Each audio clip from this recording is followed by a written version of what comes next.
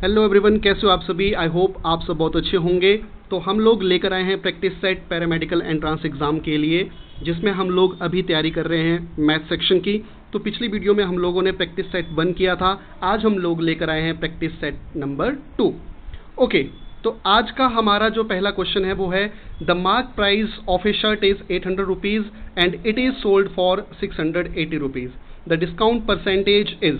आपको discount percentage यहाँ पर फाइंड करना है, ये आपको बोला गया है। ठीक है, तो बच्चे एक चीज़ याद रखना, जब भी देखो हम लोग शर्ट लेने जाते हैं, पैंट लेने जाते हैं किसी भी शोरूम में, तो वहाँ पर जो भी आर्टिकल लगा होता है या जो भी पैंट होती है, शर्ट होती है, उसके ऊपर जो है MRP लिखा होता है। ठीक है, अब MRP हमें दिया हुआ है कितना, 800 रुपीज़। अब 800 की शर्ट को हमें मिल रही है वो कितने के, 680 रुपीज़ में। तो आप लोग यहाँ पर क्लियरली देख सकते हो कि 800 की चीज़ को अगर 680 में कोई बंदा हमें दे रहा है तो इट मीन्स हमें डिस्काउंट मिल रहा है। तो कितने रुपीज़ का डिस्काउंट मिल रहा है, वो मिल रहा है हमें 120 रुपीज़ का। ठीक है, 120 रुपीज़ का हमें डिस्काउंट मिल चुका है, लेकिन हमें पूछा है डिस्काउंट परसेंटेज। तो डिस्काउंट परसेंटेज निकलता कैसे है, तो बच्चे याद रखना, discount percentage equals to discount upon MRP multiply by 100। तो ये चीज़ आपने याद रखनी है। अब डिस्काउंट 120 आ चुका है हमारे पास और MRP है हमारे पास 800 रुपीज़, और इसको मल्टीप्लाई कर देंगे हम किससे, 100 से। ओके, अब 2 0 से 2 0 कैंसिल हो गए और 15 8 कितना होता है, 120। 15 8 120। तो हमारा आंसर आ जाएगा 15%। ओके, आई होप कि आपको समझ आया होगा। ओके, नेक्स्ट क्वेश्चन की ओर मूव करते हैं। अगला क्वेश्चन है हमारे पास the product of 4x and -7x square is. Product निकालना है आप लोगों ने, दोनों को मल्टीप्लाई करना है। अब आप लोग देखोगे बच्चे कि आपके पास दिया हुआ है -7x स्क्वेयर। ठीक है, अब -7x स्क्वेयर को आपको किससे मल्टीप्लाई करना है, सिंपली 4x के साथ मल्टीप्लाई करना है। ठीक है, अब मैंने 7 को सिर्फ 4 से मल्टीप्लाई करना है, तो 7 को जब मैं 4 से मल्टीप्लाई करूंगा तो मेरे पास आएगा 7 4 28। ठीक है, अब माइनस का साइन भी है तो ये भी हमें लगाना पड़ेगा। अब इधर एक x है और एक x स्क्वेयर है, जब x स्क्वेयर से x मल्टीप्लाई होगा तो x की पावर कितनी बन जाएगी, 3। ठीक है, तो हमारा आंसर आ जाएगा -28x³, ऑप्शन नंबर ए। ओके, नेक्स्ट क्वेश्चन की ओर मूव करते हैं। अगला क्वेश्चन है हमारे पास इवेल्युएट यूजिंग अलजेब्रिक आइडेंटिटी 103 × 97। ठीक है, अब देखो बच्चे, अगर स्कूल का पेपर होता तो वहाँ पर तो हम लोग इसको डायरेक्ट अलजेब्रिक आइडेंटिटी से इसको सॉल्व कर सकते थे। आप चाहो तो डायरेक्ट 103 को 97 से मल्टीप्लाई कर सकते हो और आप इजीली इसका आंसर कर सकते हो। ठीक है, लेकिन अगर अलजेब्रिक आइडेंटिटी से ही आप लोगों ने इस क्वेश्चन को सॉल्व करना है तो उसके लिए आपको क्या करना पड़ेगा। देखो 100 है, 103 है, तो 103 को मैं क्या लिख सकता हूँ, 100 + 3 लिख सकता हूँ कि नहीं लिख सकता हूँ। ठीक है, ऐसे ही 97 है तो मैं इसको लिख सकता हूँ 100 - 3।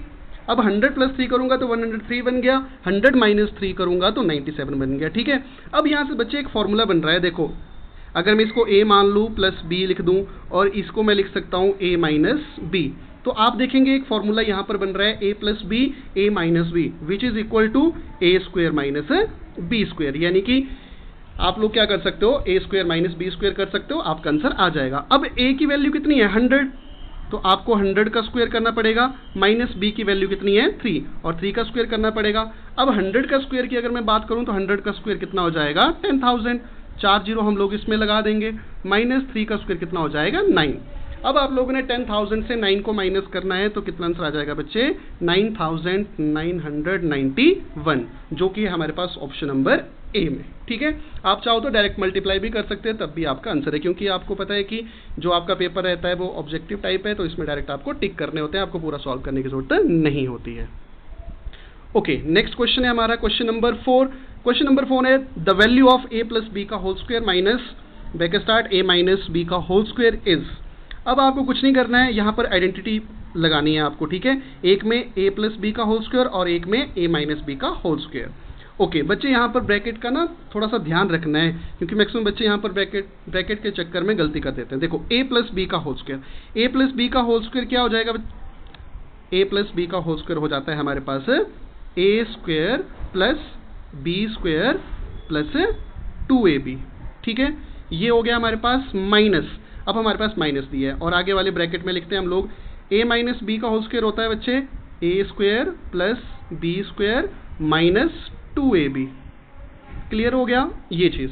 ठीक है, अब हम लोगों ने क्या करना है, इस माइनस से अंदर जितनी भी टर्म हमने ब्रैकेट के अंदर लिखी हुई है इससे मल्टीप्लाई कर देना है। तो हमारे पास ये बन जाएगा A square plus B square plus 2ab, minus से मल्टीप्लाई करेंगे तो ये बन जाएगा माइनस का ए स्क्वायर, जो भी प्लस का होगा वो माइनस हो जाएगा और माइनस वाला प्लस हो जाएगा, ठीक है। और प्लस का बी था तो ये भी हो गया माइनस का बी स्क्वायर और माइनस वाला क्या हो गया प्लस।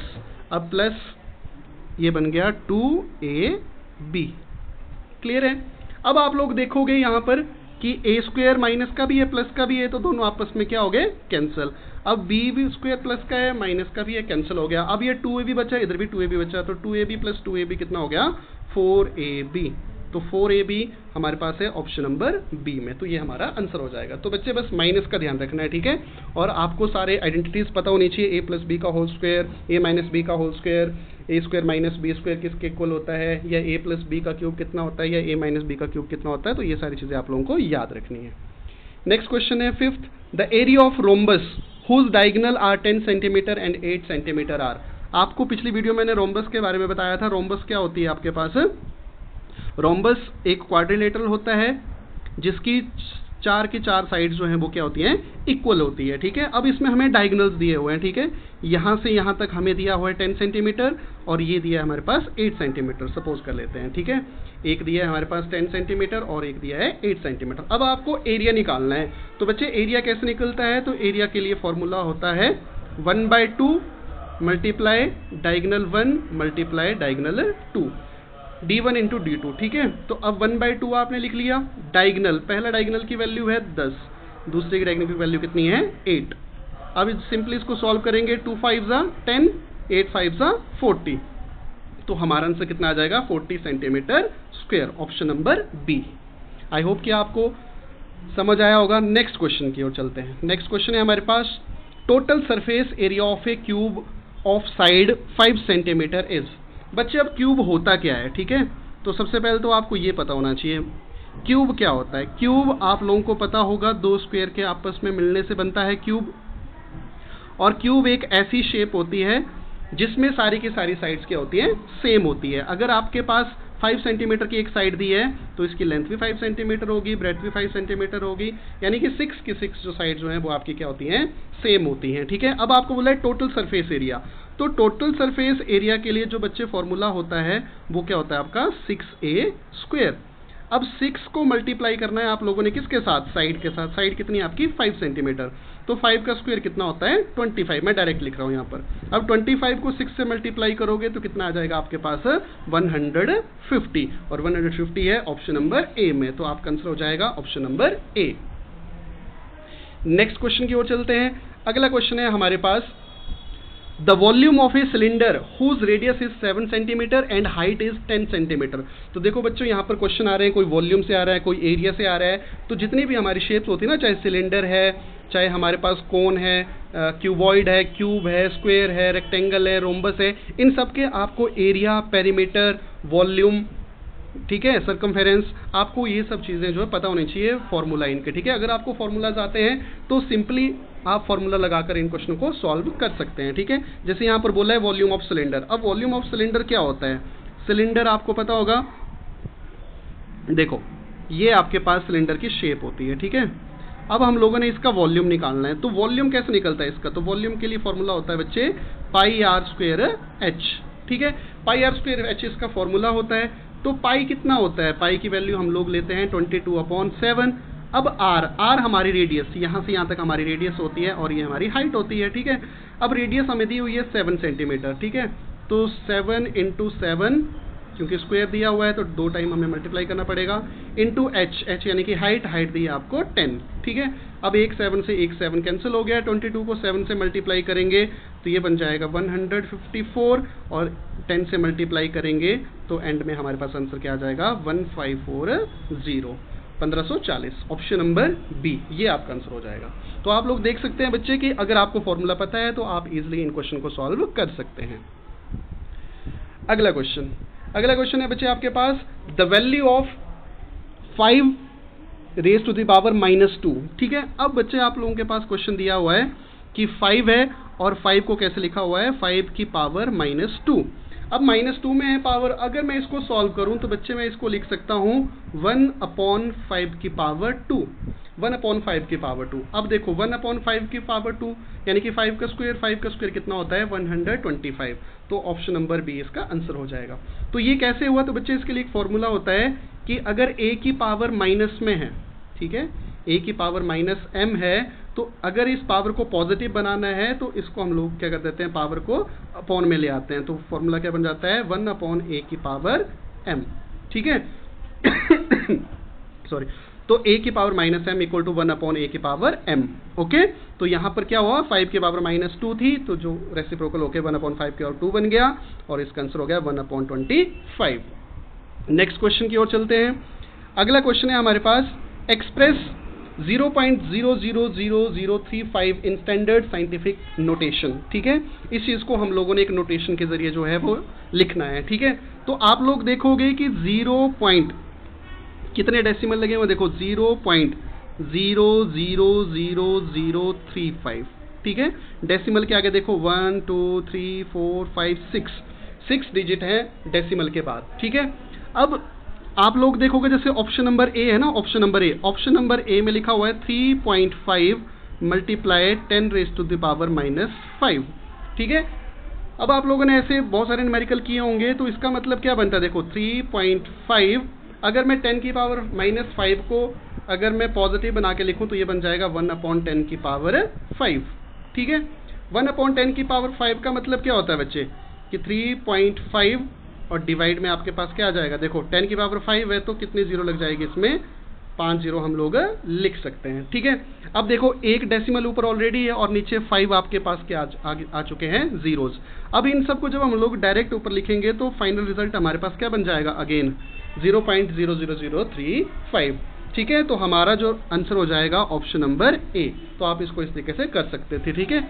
बाकी यहाँ पर ऑप्शन थोड़ा सा गलती हो चुकी थी, जो ऑप्शन नंबर सी है ये भी आपका आंसर सही है, क्योंकि 35 × 10 की पावर 6, अब 10 की पावर 6 अगर हम इनको अपॉन में ले आते हैं तो 10 के हम मल्टीप्लाई कर देंगे कितने के साथ, 6 जीरोस के साथ, और जब इसको सॉल्व करेंगे तो ये भी हमारा आंसर बन सकता है, ठीक है।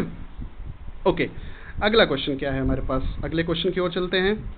अगला क्वेश्चन है हमारे पास 2 की पावर 0 प्लस 3 की पावर 0 मल्टीप्लाई 5 की पावर 0। ओके, तो आप लोग देख सकते हैं कि 2 की पावर 0, बच्चे एक चीज़ आपने याद रखनी है, something raise to the power 0, अगर किसी भी वैल्यू की पावर जो है वो 0 है तो वो हमेशा किसके बराबर होगा, 1 के, ठीक है। जैसे 2 की पावर 0 है तो a को हम लोग 2 मान लेते हैं, ठीक है, 2 की पावर 0, तो 2 की पावर 0 भी कितना होगा, 1। अगर मैं 100 की पावर भी 0 लिखता हूँ तब भी वैल्यू कितनी आएगी, 1। तो 2 की पावर 0 कितना हो गया, 1, प्लस 3 की पावर 0 भी कितना हो गया, 1, ठीक है, ब्रैकेट क्लोज, और मल्टीप्लाई में क्या है, 5 की पावर 0, 5 की पावर 0 भी कितना हो जाएगा, 1, तो 1 + 1 कितना हो गया, 2, और 2 × 1 कितना हो गया आपके पास, 2। तो राइट आंसर हो जाएगा option number C. Next question है आपके पास, question number 11, if 15 men can complete a work in 4 days, how many days will 6 men take to complete the same work? ठीक है, आपको बोला है कि अगर 15 आदमी किसी काम को 4 दिन में कंप्लीट कर सकते हैं तो 6 आदमी सेम काम को कितने टाइम में कंप्लीट करेंगे। तो इसके लिए आपने बच्चे याद रखना है एक फॉर्मूला, वेरी इंपॉर्टेंट, वो फॉर्मूला है आपके पास m1d1 = m2d2, ठीक है। ये आपके पास एक फॉर्मूला याद होना चाहिए आप लोगों को, ठीक है। m1d1 = m2d2, m से रिप्रेजेंट होता है मैन और d से रिप्रेजेंट करते हैं हम लोग डेज को, ठीक है। पहली कंडीशन में दी है 15 आदमी, तो m की जगह लिख देंगे हम 15, ठीक है। कितने दिनों में करते हैं ये, 4 डेज में, ये लिख लिया। और m2 कितने ले आए नेक्स्ट टाइम पर हम लोगों ने, 6। अब कितने दिनों में करेंगे वो हम लोगों ने फाइंड करना है, ठीक है। अब सिंपली d की वैल्यू निकालनी है, कितने डेज में होगा, तो d कैसे निकलेगा बच्चे, 15 × 4 / 6, ओके। अब जब हम इसको सॉल्व करेंगे तो इसको कैंसिल करना पड़ेगा, ठीक है। कैंसिल कैसे करेंगे, देखो बच्चे ये दोनों जो हैं 2 से कैंसिल हो जाते हैं, 2 × 2 = 4, और यहाँ पे हो जाएगा 3। अब 3 से 15 कैंसिल हो गया तो इधर आ गया 5, और 5 × 2 = कितना हो गया, 10। तो हमारा आंसर हो जाएगा ऑप्शन नंबर ए, ऑप्शन नंबर ए 10 डेज। तो उनको कितने दिन लगेंगे, 10 दिन लगेंगे, ठीक है। आई होप कि आप लोगों को समझ आ रहा होगा, ठीक है। तो 15 आदमी जो है 4 दिन में करते थे, तो आप लोगों ने याद रखना कि m1 D1 equal to M2 D2। इस फॉर्मूले से आप लोगों ने याद रखना है। नेक्स्ट क्वेश्चन, अगला क्वेश्चन है बच्चे, a car travels 60 kilometre in 3 litres of petrol, how far will it travel in 7 litres of petrol. Very easy, इसके लिए तो पेन उठाने की भी जरूरत नहीं है आपको, ठीक है, कि एक कार ट्रेवल करती है 60 किलोमीटर इन 3 लीटर्स, ठीक है। अब देखो, अगर 60 किलोमीटर जो है वो कितने लीटर में जा रहा है, 3 लीटर में जा रहा है, ठीक है। 60 किलोमीटर का जो डिस्टेंस है वो 3 लीटर में कर रहा है, यानी कि अगर मैं 1 लीटर की बात करूं, ठीक है, तो 1 लीटर में कितना दूर जाएगा, फिर 1 लीटर में जाएगा 60/3 विच इज इक्वल टू 20, ठीक है। यानी कि 1 लीटर में 20 किलोमीटर का डिस्टेंस जो है वो कवर किया जा सकता है। तो आपको बोला है how far will it travel in 7 litres of petrol, तो 7 लीटर में कितना जाएगा, तो 7 को मल्टीप्लाई कर देंगे हम 20 से, तो हमारा आंसर आ जाएगा 140 किलोमीटर, ऑप्शन नंबर ए। तो 140 किलोमीटर का डिस्टेंस ट्रेवल करेगी कोई कार 7 लीटर के अंदर। नेक्स्ट क्वेश्चन है फैक्टराइज कंप्लीटली x² - 9। तो बच्चे आपके पास 4 ऑप्शन दिए हुए हैं।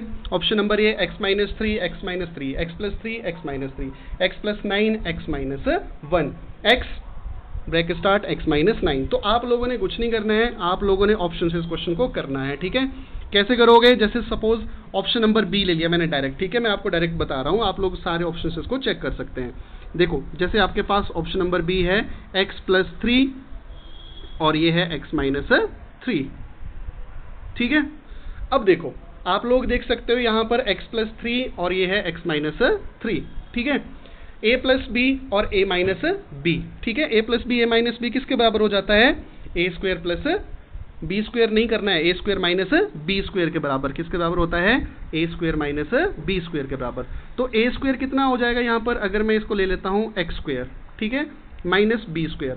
अब b कितना है हमारे पास, 3, ठीक है, 3 है, तो 3 का स्क्वायर, ठीक है। अब इसको सॉल्व करूंगा तो ये x² आएगा, और 3 का स्क्वायर कितना होता है, 9, तो ये x² - 9 बन गया। तो x² - 9 ही तो हमसे पूछा था कि ये अगर x² - 9 का हम फैक्टर करें तो फैक्टर क्या बनेगा, x + 3 x - 3। तो आप लोगों ने ये चीज़ ध्यान रखनी है, ठीक है।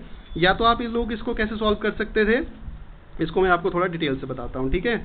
जैसे मैंने लिखा यहाँ पर x + 3 और ये है आपके पास x - 3। तो क्या करना है बच्चे, आप लोगों ने x को मल्टीप्लाई करना है पहले इस फैक्टर के साथ, ठीक है। तो x को इसके साथ मल्टीप्लाई करेंगे तो ये बन जाएगा x²। इसी x को फिर -3 के साथ मल्टीप्लाई करना है तो ये बन गया -3x। फिर इस 3 से इसको मल्टीप्लाई करना है तो ये बन जाएगा +3x, और इस +3 को -3 के साथ मल्टीप्लाई करना है तो ये बन जाएगा -9, ठीक है। क्लियर हो गया यहाँ पर। अब देखोगे -3x और +3x आपस में कैंसिल हो गए, तो क्या बच गया हमारे पास, x² - 9। तो x² - 9 के फैक्टर क्या थे हमारे पास, x + 3 x - 3। आई होप कि आपको समझ आया होगा। अगला क्वेश्चन है हमारे पास, the common factor of 12x and 36। आपको बोला गया है, 2 वैल्यूज आपको दी हुई है, ठीक है। एक 12x दिया हुआ है और एक दिया हुआ है आपके पास 36। अगर इन दोनों से कॉमन निकालने की बात की जाए तो इन दोनों में कॉमन चीज़ क्या है, देखो 12 भी इसमें कॉमन है और 36 भी इसमें कॉमन, ठीक है। क्योंकि देखो 12 के टेबल में 12 तो आता ही है और 12 के टेबल में 36 भी आता है, तो आपका आंसर हो जाएगा डायरेक्ट कितना, 12। तो 12 जो है हमारा क्या हो जाएगा, कॉमन फैक्टर, ऑप्शन नंबर ए। अब हम बढ़ते हैं अपने इस वीडियो में लास्ट क्वेश्चन की ओर। अगर आपको हमारी वीडियो अच्छी लग रही होगी तो प्लीज़ लाइक करें, कमेंट करें और ज़रूर बताएं कि आपको किस टाइप की वीडियोस और चाहिए। तो बढ़ते हैं आज के हमारे लास्ट क्वेश्चन की ओर। तो लास्ट क्वेश्चन है हमारा, डिवाइड 10x - 25 बाय 5। आप लोगों को डिवाइड करने को बोला गया है, ठीक है, कि 10x - 25 को डिवाइड करना है किससे, हमने 5 से। देखो, जब 5 से हम डिवाइड करेंगे इसको तो ये हो जाएगा आपके पास 5 2 ज़ा 10, तो ये बन गया इधर 2x। अब 5 से ही हम 25 को भी करेंगे कैंसिल, क्यों, क्योंकि कंप्लीटली डिवाइड करना है इसको, है ना। तो 5 5 ज़ा हो गया आपके पास 25, ठीक है। तो ये बन गया हमारे पास 2x - 5। ऑप्शन नंबर कौन सा हो गया, ऑप्शन नंबर बी, ठीक है। तो ये हमारा आंसर हो गया। Thank you so much for watching our video. अगर आपको अच्छी लगी होंगी तो प्लीज़ शेयर करें, लाइक करें और कमेंट करें। Thank you.